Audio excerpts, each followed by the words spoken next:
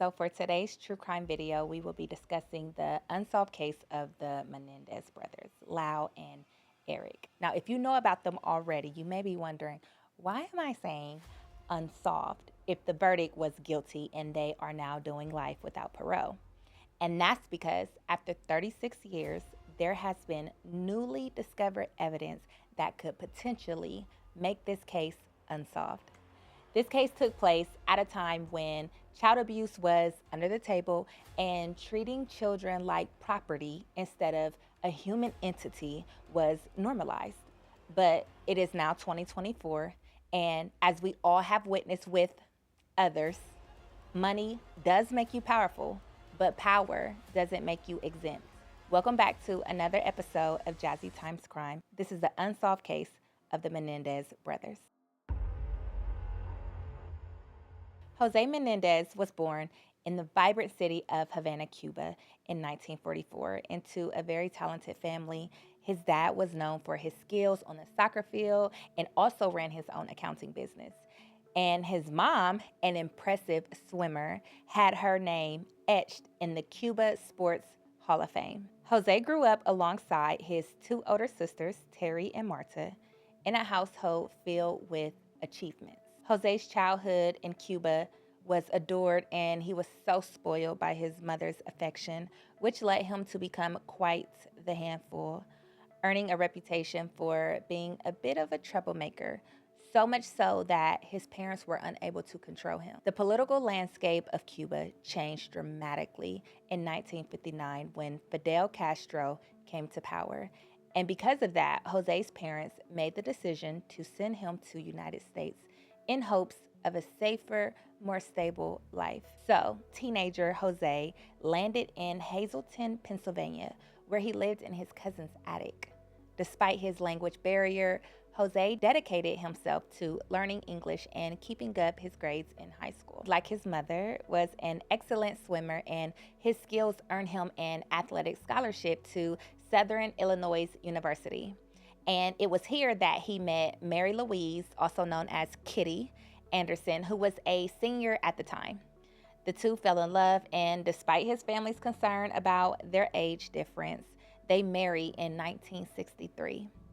They moved to New York City, where Jose continued his education in accounting at Queens College. The couple welcomed two sons, Lyle in January 1968 and Erik in November of 1970.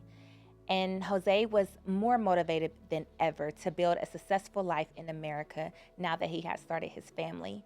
He started his career at Cooper's and LeBrand accounting firm, impressing one of his clients enough to be offered a job as a comptroller. His career quickly took off from there, eventually leading him to become president of the company.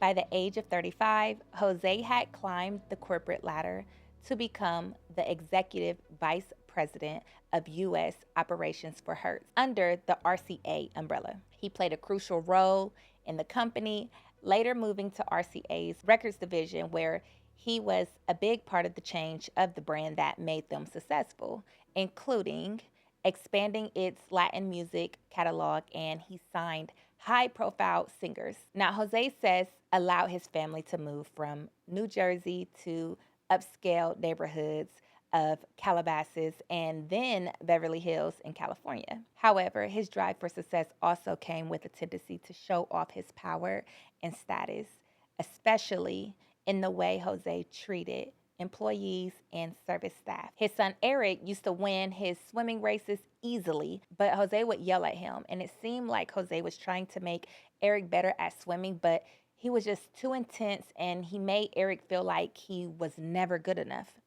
Jose also spent a lot of time teaching both of his kids tennis in their backyard, and he was very involved in his kids' life. They lived a very lavish lifestyle. Jose was consumed in work and pushing the Menendez brothers to their best potential, but in the worst way. His rule of life was never get caught. When they would get in trouble for stealing or plagiarism, Jose would punish them, but not for being liars or cheating. He would punish them for getting caught. Jose would write their college essays and even move to a different neighborhood to cover up their misconduct. He wanted full control over their life, even who they were dating. So on August 20th, 1989, a shocking event occurred in the luxurious Beverly Hills residence when the Menendez brothers fatally shot their parents. Initially, there was speculation that the crime was linked to the mafia or a disastrous financial agreement because the Menendez brothers covered it up and acted innocent. Beverly Hills emergency? Yes, please. What's the problem? What's the problem? What's the problem? Sorry. Pardon me? What? Who? Are they still there? Yes. The people... No. Were they shot? Were they shot? Yes. They were shot? Yes.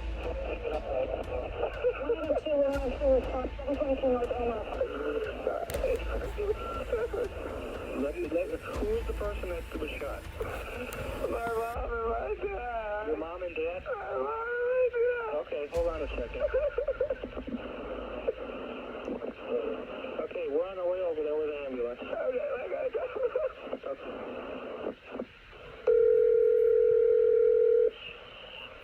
Hello. Hello, this is police department. Yes. Okay, I want you to come outside.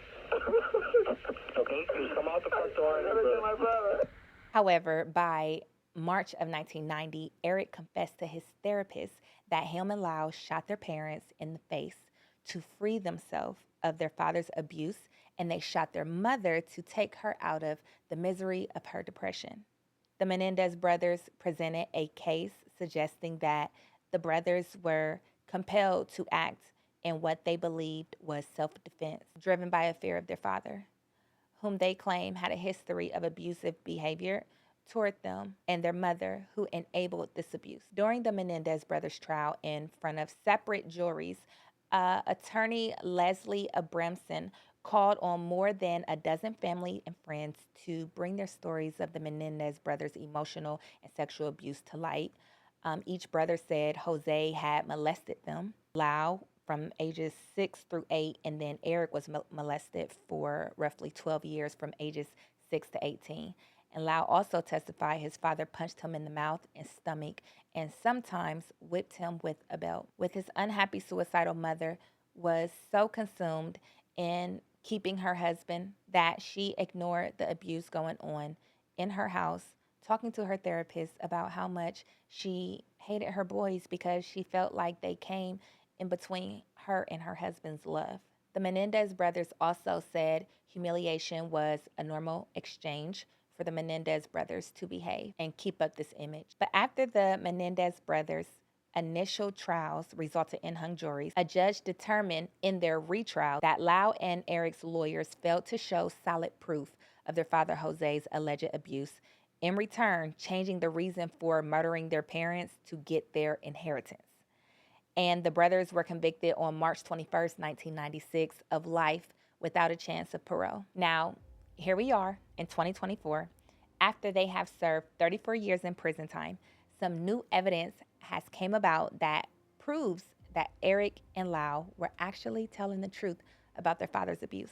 In 2018, journalist and author Robert Rand uncovered a letter Erik, at the time he was 17, he wrote to his cousin Andy a year before he murdered his parents about the ongoing abuse from his father Jose.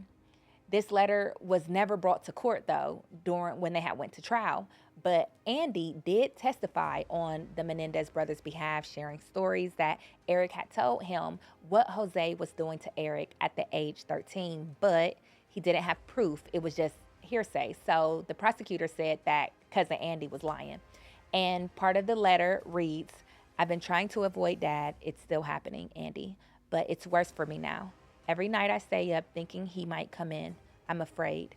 He's crazy. He's warned me 100 times about telling anyone, especially Lyle." This piece of evidence that Andy was not lying, and although the letter does not have a date, but based on the timing of the context, it gives us an idea of the timing that the letter was written, because Erik talks about the Christmas party, which was 1988, and he also talks about hiring a new tennis coach in this letter that he wrote to Andy. Now, if that's not enough evidence, there's more evidence that proves the boys were actually telling the truth. A man named Roy Rossello has came forward claiming that he actually was abused by Jose Menendez too.